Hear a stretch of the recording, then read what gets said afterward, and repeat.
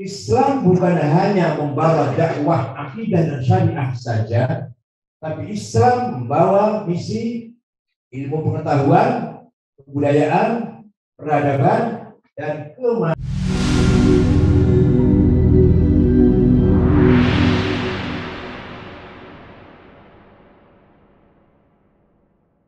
Manusia dalam Al-Quran disebut insan.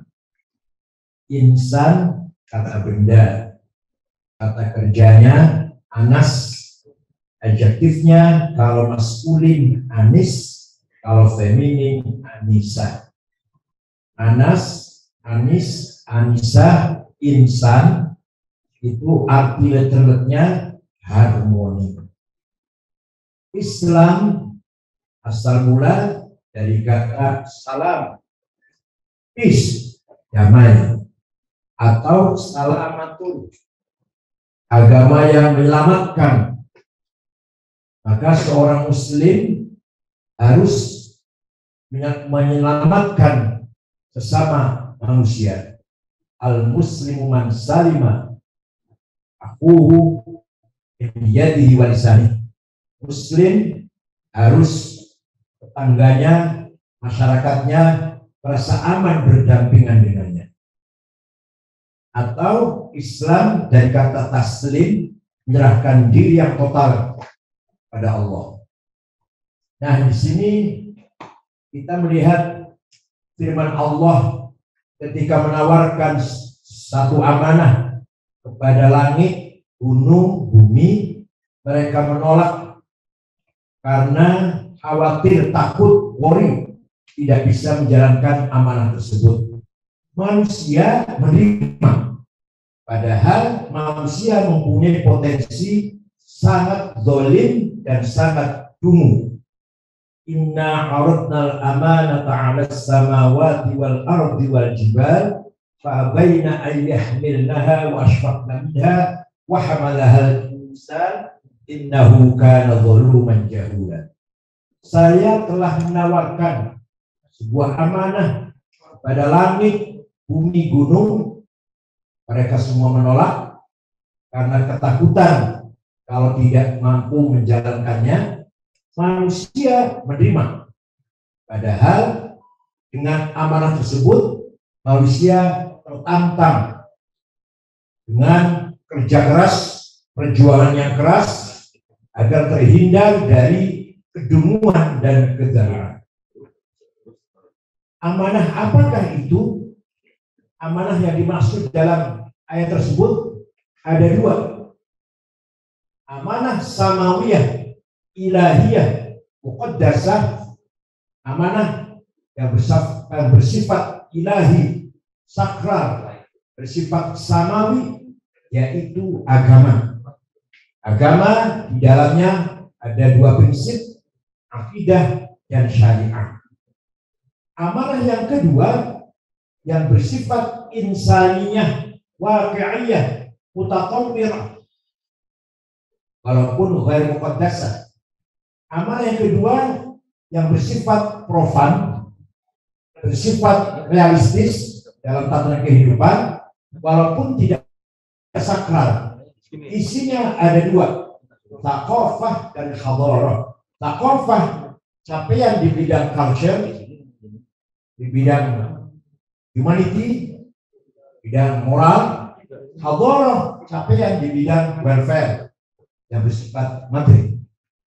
Dua-duanya kalau tercapai, kalau semua berhasil dua-duanya capaian tersebut, maka dinamakan tamaddun atau madaniyah. Al-Islam laisa faqat aqidah wa syariah, wa innamal Islam dinul ilmi wa thaqafah, dinul adab wal hadarah, dinul tamaddun wal insaniyah. Islam bukan hanya membawa dakwah akidah dan syariah saja, tapi Islam membawa misi ilmu pengetahuan, kebudayaan, peradaban, dan kemanusiaan. Dan itu telah dicontohkan oleh Nabi Muhammad dan dipraktekkan oleh Muhammad SAW ketika memasuki kota Yathrib dan di situ menjumpai masyarakat yang plural, ada muslim pendatang muhajirin, ada muslim pribumi Ansor, ada non-muslim Yahudi 3 suku, Bani Quraidah, Bani Qainuqa, Bani Nadir. Nabi segera memutuskan yang antara lain, keputusan penting antara lain, Bismillahirrahmanirrahim. Al-muslimuna min Quraisy wal muslimuna min Yathrib wal yahud wa man tabi'ahum wa liqabihim wa jahada ma'ahum innahum ummatun wahidatun min dunin nas. Muslim pendatang, muslim pribumi, Yahudi, asalkan satu visi misi, satu cita-cita, maka sesungguhnya semua adalah satu umat.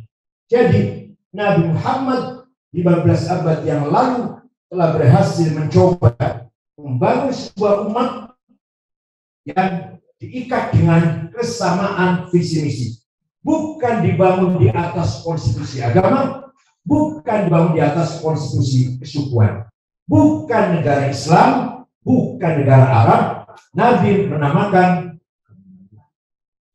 negaranya Al-Madinah dari kata tamadun. Sistemnya yang berlaku adalah citizenship, yang semua penduduknya diberlakukan sama, kewajiban sama, hak sama, di mata hukum sama.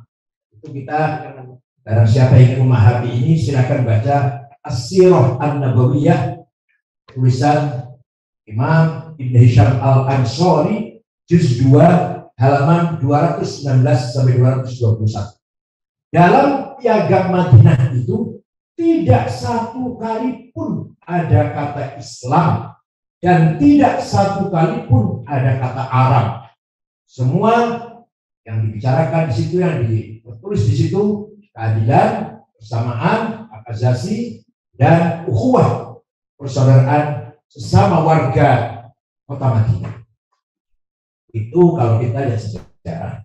Islam berkembang dengan membawa peradaban, membawa kemanusiaan, membawa kebudayaan sampai ke Afrika Utara, sampai ke Spanyol, ke Persia, ke Cina, ke India, kemudian ke Nusantara ini. Islam yang masuk Nusantara dari berbagai sumber.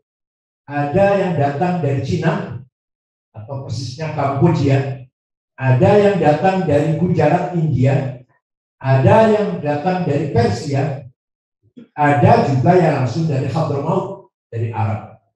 Maka dari berbagai sumber terbentuklah sebuah model pemikiran tersendiri dengan banyak yang beragamnya sumber tadi. Maka lahirlah Islam yang mempunyai tipologi tersendiri, mempunyai khasais, mumayyizat tersendiri. Nah, jadilah yang saya katakan, atau sebenarnya bukan saya, Pak Azrul lebih duluan, yaitu dengan istilah Islam Nusantara. Ini bukan madhab baru, bukan firqah baru, bukan aliran baru, tapi hanya yang kita angkat adalah mumayyizat, khasais, tipologi dari Islam kita.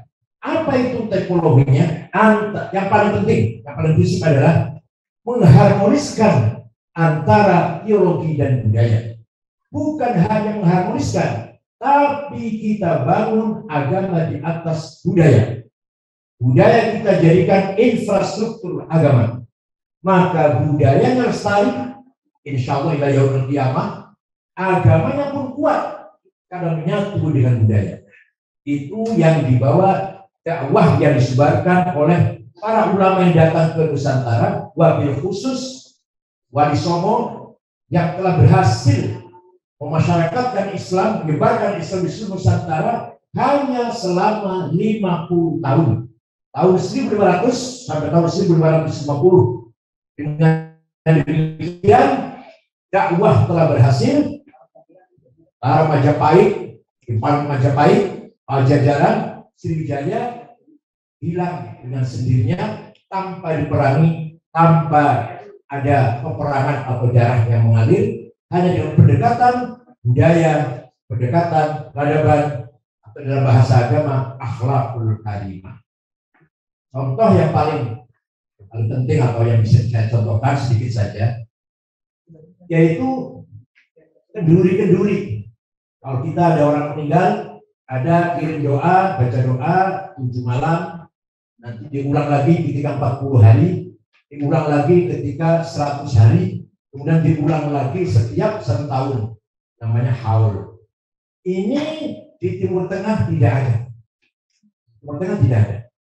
Tapi di kita merupakan katakanlah prinsip dalam membangun keruhanian spiritualitas kita. Ini sebenarnya berasal dari Kamboja. Selamatan dari Kamboja. Kemudian oleh Wali Songo, oleh para ulama, bukan hanya Wali Songo, dilestarikan. Hanya kandungannya diganti dengan doa-doa baca Yasin yang sesuai dengan ajaran agama Islam. Contoh lain, misalkan beduk. Beduk itu kan tadinya alat musik, goyang kerawang lah katakan. Oleh para ulama, beduk dilestarikan, tapi fungsinya diganti, dialih menjadi tanda manggil waktu sholat telah tiba, taruh di masjid. Ini jelas sekali bukan dari Arab, bukan dari Timur Tengah, tapi ini telah berhasil dalam dakwah Islam sebagai media dakwah. Ada lagi akikah.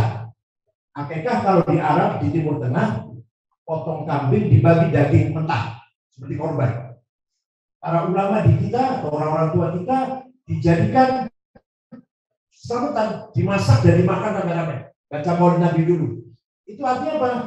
Yang paling penting adalah silaturahim dan tasyakur, memperkenalkan bahwa telah lahir anak saya bernama Ahmad atau Muhammad. Inilah tanda syukuran saya dengan memanggil tetangga, teman, saudara dan makan bersama. Media dakwah yang sangat efektif dan efisien. Media dakwah yang berhasil oleh para orang tua kita, leluhur kita. Puncaknya semuanya adalah, puncak dari semuanya itu adalah Hasyim Asy'ari, pendiri NU, yang pada tahun belasan sudah punya jargon yang sangat terkenal, hubbul waqon minal iman.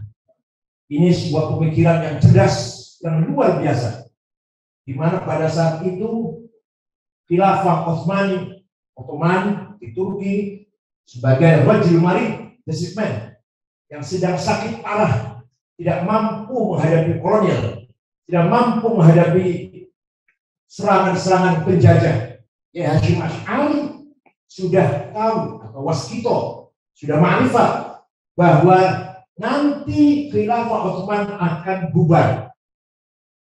Betul, Khalifah Utsman bubar pada tahun 1924, dimotori oleh Mustafa Kamal Atatürk. Sebelum Khilafah bubar, sistem Khilafah bubar, Hasyim Asy'ari sudah menyanangkan nanti negara-negara, wilayah-wilayah Islam ini akan berdiri sebagai negara-negara merdeka sendiri. Nah, di Jawi ini, Nusantara, jangan sampai menjadi negara sekuler dan jangan sampai menjadi negara yang radikal, yang tekstual, harfiah, masiyah, atau yang liberal, yang sangat bebas, nasional yang kebablasan. Maka Hasyim Asy'ari mengeluarkan jargon hubbul waqon minal iman, sebuah pemikiran terobosan yang sangat cerdas, mengintegralkan, menyatukan antara semangat watonnya nasionalis dan semangat beriman kepada Allah. Anda beriman harus nasionalis, Anda nasionalis harus beriman. Luar biasa.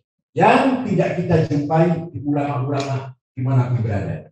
Saya di Timur Tengah 13 tahun setengah, dari S1 sampai S3. Tidak ada ulama yang punya semangat nasionalis seperti Hasyim Asy'ari. Jadi ulama di Timur Tengah semangat Islamnya tinggi, tapi semangat nasionalismenya sangat rendah, bahkan tidak ada.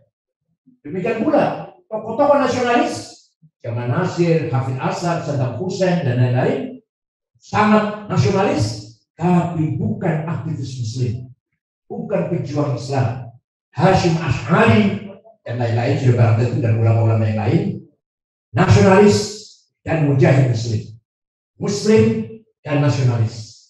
dari satu tarikan nafas antara ukhuwah Islamiyah dan ukhuwah wataniyah.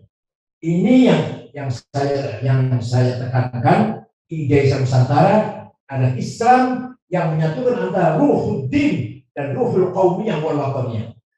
Ruhuddin, beragama harus kita ambil ruhnya, bukan sekedar formalitasnya, bukan sekedar nama atau zahirnya saja. Beragama harus kita ambil ruhnya. Apa itu ruh agama? Apa itu spirit agama yang paling penting? Nabi bersabda, innama bu'ithtu liutammima makarimal akhlaq. Tidak sekali-kali saya diutus datang ke muka bumi ini kecuali untuk membangun akhlakul karimah. Quran pun menegaskan, wa innaka la'ala khuluqin 'adzim. Nabi dalam rangka membangun akhlak budaya ini didukung oleh Al-Quran. Kadzalika zayyana likulli ummatin 'amalahum. Atau dari awal ayatnya, wala tasubbul ladzina yad'una min dunillah fa yasubbu ba'dan bighairi 'ilm kadzalika zayyana likulli ummatin 'amalahum. Jangan sekali-kali kamu mencaci maki agama lain yang tidak menyembah Allah, nanti mereka mencaci maki kamu, mencaci maki Islam. Dan demikianlah, pahamilah bahwa saya telah menjadikan setiap umat, bagi setiap umat, kebanggaannya masing-masing, peradabannya, budayanya, tradisinya. Bahkan di sini kita ambil mazhab Abu Hanifah, urf, adat istiadat, tradisi menjadi salah satu sumber hukum, sumber syariat adalah urf. Abu Hanafi, Wal Syafi'i tidak, tapi Abu Hanafi sumber tafsir adalah Quran, hadis, ijma', qiyas, istihsan, dan urf.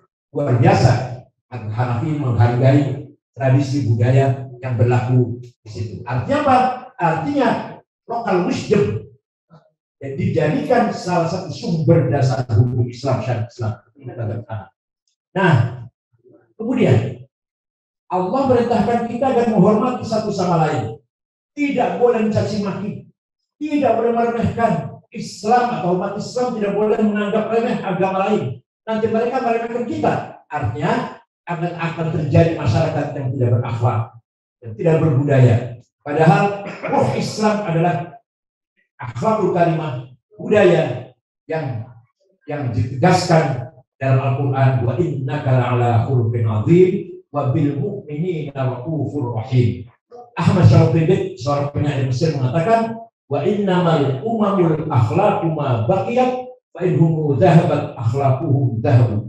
Martabat sebuah bangsa adalah tergantung budayanya, bukan agamanya.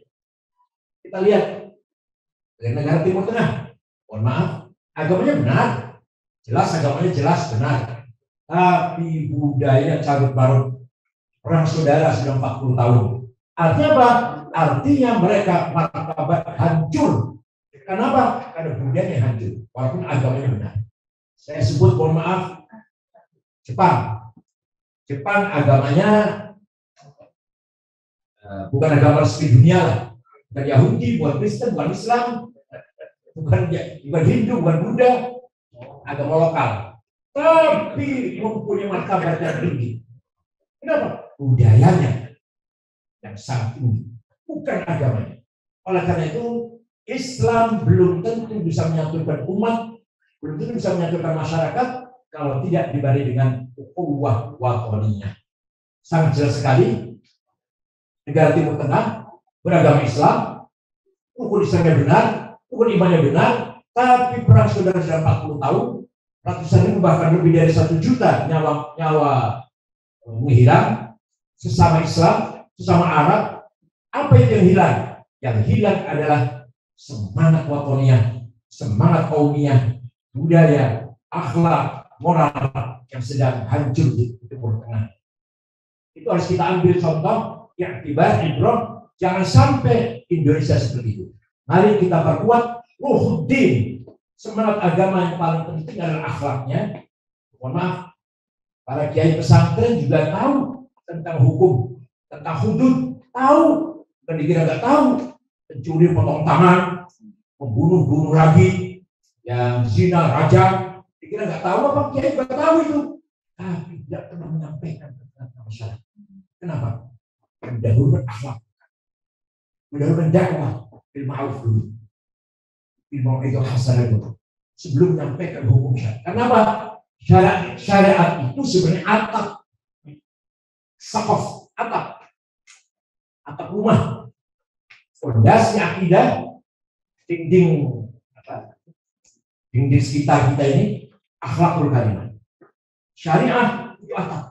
Nanti kalau sudah akhlaknya baik, sudah terbangun budayanya baik, lalu bicara syariah. Itu kebijakan para kiai, para ulama pesantren. Tidak ada yang dakwah di tengah-tengah masyarakat menyampaikan hudud. Oh, jangan ngerti, jika nggak ngerti apa, ngerti, tahu persis tentang hudud kiai dari Fathul Mu'in, dari Fathul Wahab, tahu persis. Nah, kemudian ruhul watannya, dari ruhuddin, sekarang ruhul watannya. Mari kita hilangkan atau kita lawan tsunami pop culture war, serangan budaya pop yang sangat luar biasa ini, yang akan mengikis habis eksistensi kita, jati diri kita, kepribadian kita, sehingga masyarakat kita, para anak muda terutama, bangga dengan bangsa lain, tidak bangga dengan Indonesia, bangga dengan cara-cara berpikir bangsa lain, melupakan leluhur, melupakan budaya warisan yang kita dari leluhur kita. Ini sangat berbahaya. Dari bangun tidur sampai tidur, anak-anak muda, ya kita juga yang tua juga sama, gak lepas dari HP, dari YouTube, dari Google, dari WhatsApp. Kalau kita masih punya pertahanan, insya Allah kita bisa memilah-milah, menyaring mana yang bermanfaat, mana yang tidak. Kita nggak bisa lepas dari itu semua, dari era globalisasi ini. Tapi bagi anak muda, cucu kita, anak kita, cucu kita, yang tidak mampu menyaring mana yang baik, mana yang buruk, pasti akan tergilas. Dan mereka akan melupakan kebesaran budaya kita, kebesaran nilai-nilai yang diwarisi oleh yang kita oleh leluhur kita. Ini yang sangat kita prihatin. Maka pada tahun 2015, saat di mana Timur Tengah perang berkecamuk, kita muktamar di Jombang. Tema besar adalah memperkokoh Islam Nusantara yang sudah barang tentu itu menggugah, membangkitkan kita ruhul wataniyah kita, thaqafatan wa hadaratan. Kita perkuat semangat nasionalisme kita, semangat budaya kita, dan peradaban kita. Merupakan amanah, jangan lupa ini, jangan lupa mempertahankan budaya peradaban ini, amanah dari Allah yang telah kita terima.